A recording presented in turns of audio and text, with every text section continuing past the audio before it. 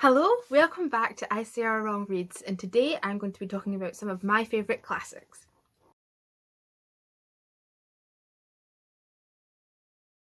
So I thought today that I would talk about some of my favourite kind of classics or old books. They're not really classics because they're not really like ancient Greek classics or whatever, but they are books generally written before the Second or the First World War is really how I categorise them in this sense.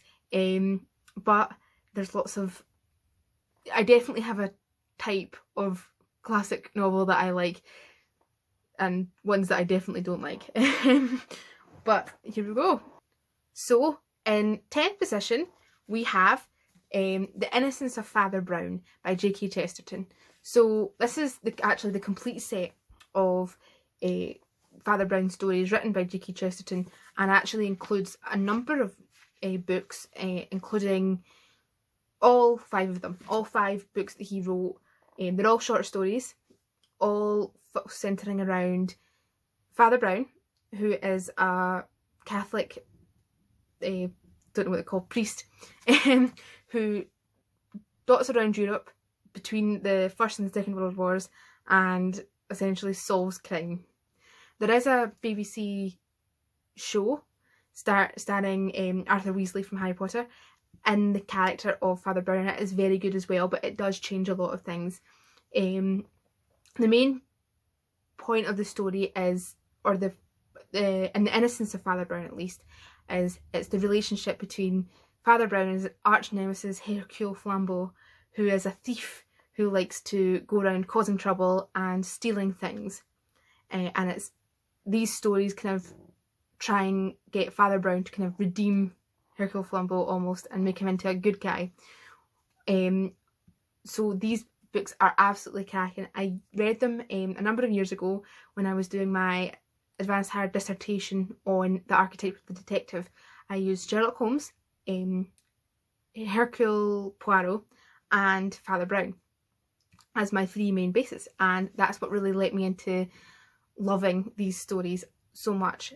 In particular the mystery of the Blue Cross, which is essentially Father Brown just wandering up and down a hallway figuring out what's going on, and you can see him talking to a couple of people that he passes, him just looking at quotes and stuff like that, and you can see how the process of the mystery goes on in his mind. And it's really less like Hercule Poirot or Holmes, where you kind of have to guess alongside them, but you actually get to see his inner workings and how he comes to the conclusion that he does come to, and it's just really exciting. Some of these stories have also been adapted for the BBC show. Most of them that have been adapted have come from The Innocence of Father Brown, because after that Flambeau actually joins Father Brown and they become really, really good friends and they go on holidays together, and it's very cute. But definitely would recommend checking them out. In 9th place we have a bit of a popular one. I've got Daphne du Maurier's Rebecca. Now I read this one for the first time last year after it being recommended to me many times before that. It is an absolute cracker of a novel. I just absolutely adore it. It's got all the atmospheric draws that I like in these kind of books. So it's Gothic and it's a mystery, and it's essentially about a young woman who marries this man called Maxim de Winter, and goes back to his house, and his housekeeper and everyone around it keeps comparing her to his previous wife who died in mysterious circumstances. And it's essentially her struggling to come to terms with that whenever he's trying to put things on her, and it's just such a good book for that kind of mystery element. It's also got one of the most iconic first lines in literature, really, with last night I dreamt I went to Manderley again. So I highly recommend this one too. Next up, in number 8th position, is The Frozen Deep by Wilkie Collins. Now this isn't a novel, this is a novella really.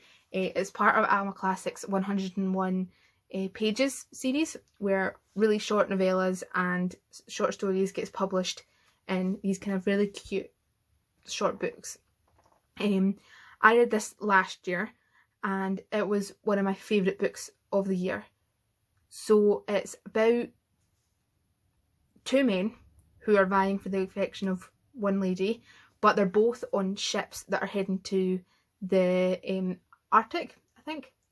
And these ships are the ones that get stuck there and they don't get to come back.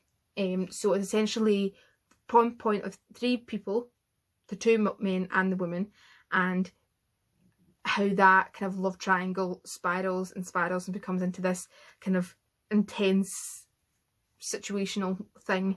And there's lots of claustrophobia, lots of like Gothic, again, mystery, and it's just the atmosphere that Wilkie Collins in particular creates is just so intense that you really start to worry for each of the characters, even though one of them isn't even involved whatsoever, almost. It was later created into a play which starred Wilkie Collins and Charles Dickens, who were very, very close friends. And yeah, definitely recommend checking that one out. In 7th position, we have our first Jane Austen, which is Northanger Abbey by Jane Austen. Northanger Abbey is probably one of our like least popular, I would say, novels, and it's a Gothic satire piece, essentially. It's kind of making fun of Gothic novels at the time, which, as you can tell, I love a good Gothic novel, so this one was straight up my alley. It's essentially about a young girl who meets a boy, and as Jane Austen generally does, and becomes convinced that his father has either keeping his mother locked up in a tower or has actually murdered her, and goes on this big massive spiral trying to figure it out, but turns out she's just not that at all. And it's just such a fun, great novel to sit down with and read, and it's got all the Gothic archetypes in it, and it's just really good fun. Henry Tilney is the love interest for this one, he's one of my favourite Austen love interests of all time. He's just very nice and sweet and is always kind to Catherine, who's her hero, even when they think that her dad killed, you know. Up next, I talked about Sherlock Holmes before, and that's why in 6th we have The Adventures of Sherlock Holmes by Arthur Conan Doyle. Now, I love mysteries, and got to admit, Arthur Conan Doyle and Sherlock Holmes was my gateway into kind of older mystery stories, and in particular the early ones. So these I mainly read for the same reason that I read the Father Brown stories, which was because I was doing my advanced higher dissertation on them. And recently I got the audiobooks by Stephen Fry and re-listened to them, and it just cemented how much I loved these stories. So Arthur Conan Doyle's, this is his first, I think, collection of short stories with Sherlock Holmes in them, which include A Scandal in Bohemia, and The 5 Orange Pips, The Adventure of the Blue Carbuncle, and The Adventure of the Speckled Man, which are some of my favourite ones in this thing. Although I could probably have picked any of Sherlock Holmes's books to talk about here, I think these are definitely my favourite collection because just of how many of the short stories are just iconic and stay with you even now. Like after you've read them, you go, oh, I can see where that was inspired by that or whatnot, that kind of thing. Great fun. And I really like this edition of the Sherlock Holmes books, which were published by Amber Classics this year. Very pretty. So we're now into our top 5, and we'll start with a book that I only actually read in January this year, and that is Charlotte Bronte's Jane Eyre. So I kind of went last year, I started going on a kind of classics binge where I started trying to read as many classics that I kind of missed out on as possible. I didn't really read that many books in school or whatnot. I was somehow always in classes that read poetry, so I never actually got to read a lot of older books through that. So that's when I started picking it up, and I always wanted to read Jane Eyre, but I kind of was always put off by it for some reason. I got it into my head that it was about something completely different than it was. I had seen the film and I still wasn't really sure about it, but I finally picked it up and I absolutely adored it. It soon shot to the list of one of my favourite books of all time. It was such beautifully crafted, so atmospheric and gothic, and you can actually feel what's going on at the time, and the character of Jane Eyre is just so vivid and bright that you kind of understand exactly what everything's going from. And Rochester is a bit of a dick, but we love him anyway. I find it so rare, especially in the older books, to get books that are set in the first person, so kind of like, which I never really used to like, but I've been finding more and more that I do get drawn to them. And I find this one was such a beautiful look in to how, in particular, character study of Jane Eyre and how it was kind of looking, especially in the way that society treated women, and especially women with mental health problems at the time. And I do feel like it kind of loses its charm somewhat when it was adapted to the movie with Michael Fassbender in it, but I do really like the BBC adaptation in 2007 with Ruth Wilson and Toby Jones. It was a very good one. Okie dokie, now we're on number 4, and this is the first and last, unfortunately, Agatha Christie, and then there were none. This was the first Agatha Christie book I ever read, and it left such an impact on me that I have now grown to love Agatha Christie, and I've got so many of her books. So this is essentially, I think it's 10 people are invited over to an island where there's going to be a party, but they don't know who invited them, and then soon they start getting killed off one by one as they all try and scramble to figure out who did it. And it didn't go in the way I was expecting to when I read it at the time, and even when you've read it and you know what's going to happen, it's still got that beautiful rereading value that you can just read it over and over and over again, and you can still get as much out of it as you did the first time. It's very short, it's only about 300 pages. I've got the tiny wee mass market paperback version of it, and it was just really good. You really get the sense of being trapped with the majority of the characters when reading this. It's just got that claustrophobic, on an island, nowhere to go, can't get any help feeling to it. You're like, oh god, what's going to happen, what's going to happen? And then you really start feeling for the characters as it starts getting lower and lower and lower, and then it just, the way it ends, it's just beautiful. Okie dokie, so now we're in our top 3 books. So this one was really hard to organise my 3, 2, 1 order, as it changes on the regular, but it's always these 3. So I'm kind of got it down to what I think is the most often of them. And number 3 place is Dracula by Bram Stoker. Now, I adore a good vampire book, and how could I not love one of the originals?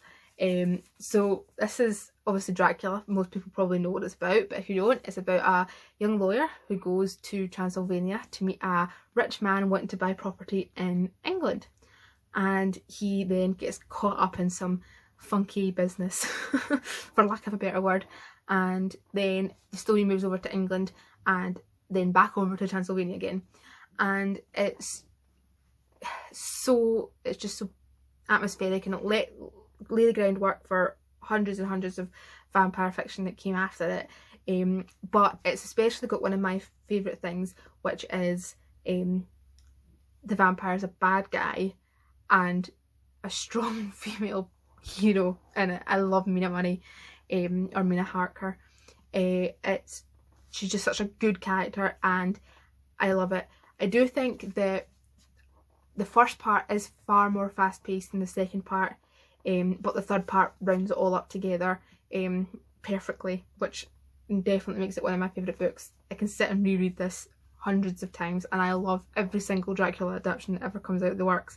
I will literally watch any old rubbish to do with Dracula, especially if he's the bad guy. Number 2. Now, this one I read last year, and honestly I'm still thinking about it. So almost a year later, I'm still thinking about it, and that's The Woman in White by Wilkie Collins. So Wilkie Collins was already on this list with The Frozen Deep, but this, I think, is one of his greatest books. I also have read 2 other books by him. I can't remember, the Moonstone, which I finished recently and will be in my next wrap up, and then what's it called? and then The Dream Woman, both of which were very, very good, and I both gave 5 stars. But this one is the best book that he's written, in my opinion, from what I've read so far. So essentially it's about two young women, who, one of them, Laura, falls in love with a painter, but she's already engaged to be married to this older man who her father wanted her to marry. And she's got a sister, Marion, and it's essentially they're all locked in a house together, and they kind of fall into this kind of claustrophobic insanity almost of them trying to figure out what's going on. And there's also this amazing evil character of Count Fosco, who's probably one of my favourite characters of all time. He's just so vivid and brilliant, and it's essentially about the old man that she marries, Percival, and the Count working together to try and get Laura's money, and Marion trying to stop that and protect her sister. And it's just such a brilliant book, and it's so evocative, and it's long. I mean, it's 600 pages long, but it, honest to God, keeps you enthralled all the way through. And I think I just sat and read this for like 2 days straight in order to finish it, because I just couldn't keep going.